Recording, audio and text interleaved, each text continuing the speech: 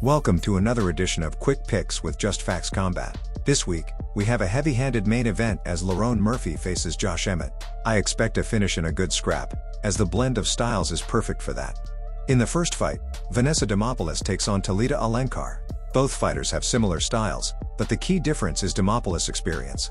She's faced tougher competition but has taken heavy damage due to poor defense. She tends to enter the pocket with her chin up, throwing strikes without setting them up well, and is predictable in her patterns. This makes her vulnerable to Alencar's superior grappling, as Demopoulos' takedown defense is weak and her jiu-jitsu skills are lacking compared to Alencar's.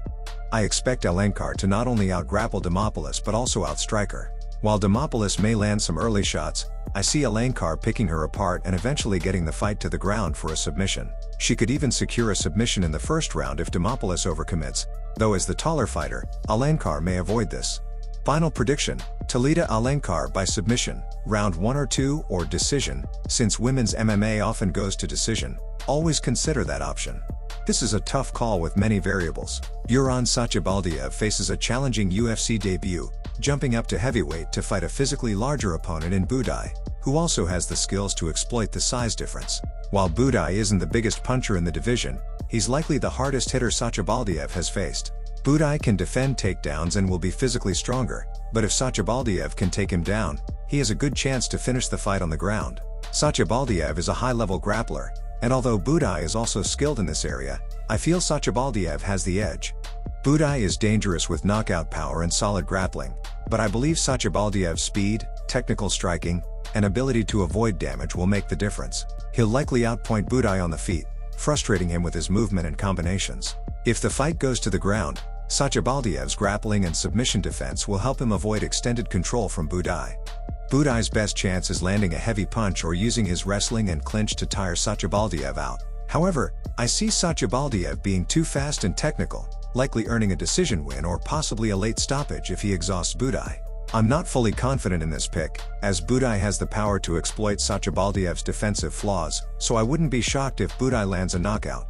Final pick: Uran Satybaldiev by unanimous decision or submission, but I'm not confident for this one, not even close. This should be a scrappy striking battle, typical of Victor Henry's fights, but he's now facing an opponent who is defensively sound and can mix in takedowns. While Henry is familiar with this style, it will be interesting to see how he handles someone who can exploit his aggressive approach.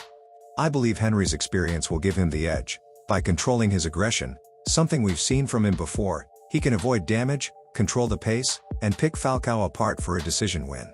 Falcao will make it tough on Henry, but his low punch output will be his downfall, as Henry will throw and land more overall. Final prediction: Victor Henry by decision.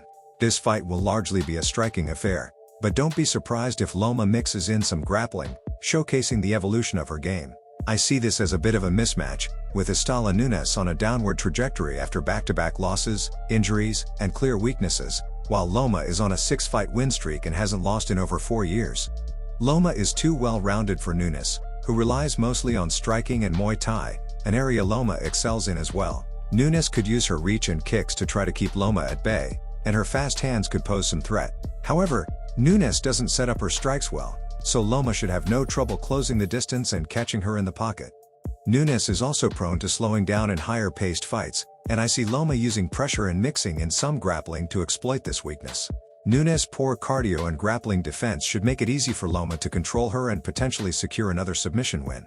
Final prediction: Loma Lookboonme by decision or round 3 TKO/submission. If Nunes' cardio fades, she may not make it to the final bell, so a finish is possible. But, as with many women's MMA fights, don't expect a finish. Over 80% of bets on women's fights going over 1.5 rounds cashed out last year. It's your money, though. Do as you please. This fight will likely end in a brutal finish, though it could turn into a tough, hard-fought war due to both fighters' durability. While both have respectable power, Frunza likely holds the edge in that department.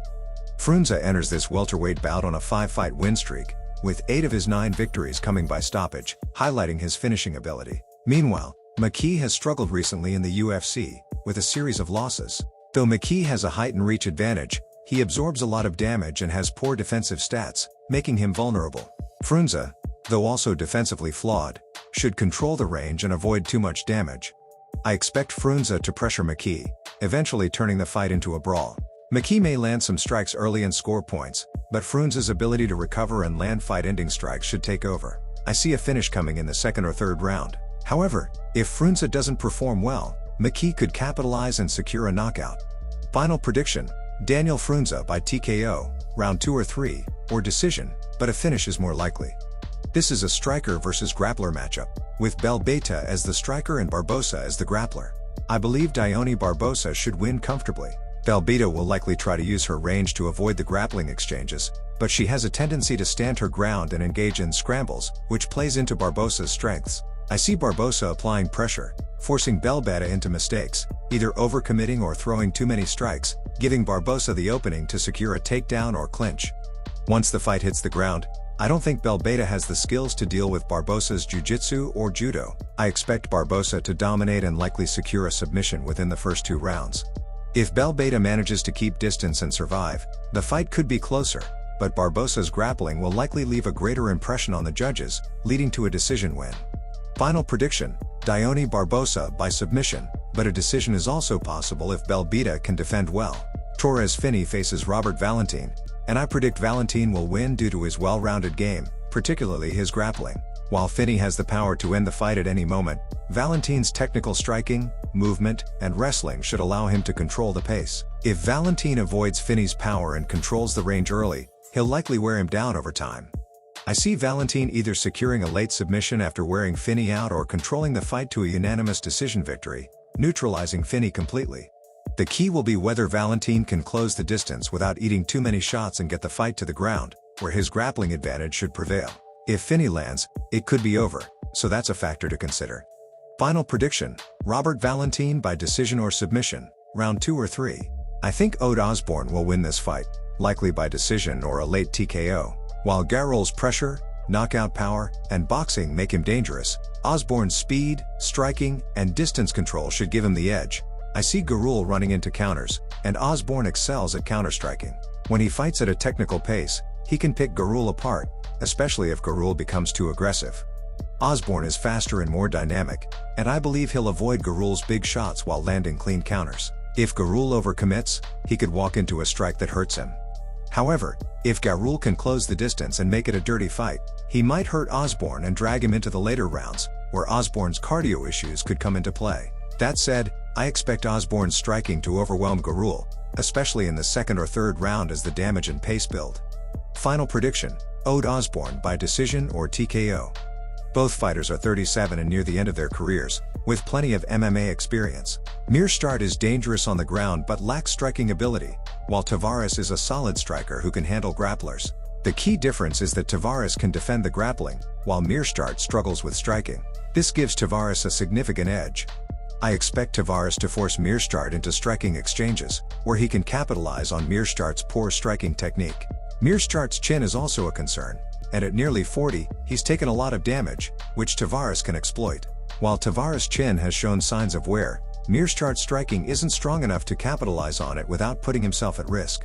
Tavares will likely stuff Meerschaert's takedowns, as he's good at defending against aggressive grapplers. If Meerschaert tries to lure him into a false sense of security to set up a takedown, Tavares will likely have an answer. I see Tavares outstriking Meerschaert, hurting him, and preventing any takedown attempts. Final prediction: Brad Tavares by TKO or decision. However, always respect the submission prop with Meerschaert. If he can get the fight to the ground, he could secure a submission, but I'm leaning toward Tavares getting the win here. I see this fight primarily staying on the feet, where both fighters excel. Rhys is a brawler, aggressive and loves to fight on the inside, while Chang-Ho is a more technical striker, using tactics, speed, and footwork. With a 3 to 4 inch height advantage, I believe Chang-Ho will pick Rhys off, using his movement to avoid significant strikes and possibly bait Rhys into a scrap, then counter him effectively. Although both are strikers, Chang-Ho is the more likely to take the fight to the ground, though he usually doesn't unless Rhys lands shots he's trying to avoid. I expect the first 2 rounds to be close, but the final round will likely determine the winner. Final prediction: Lee Chang-Ho by decision.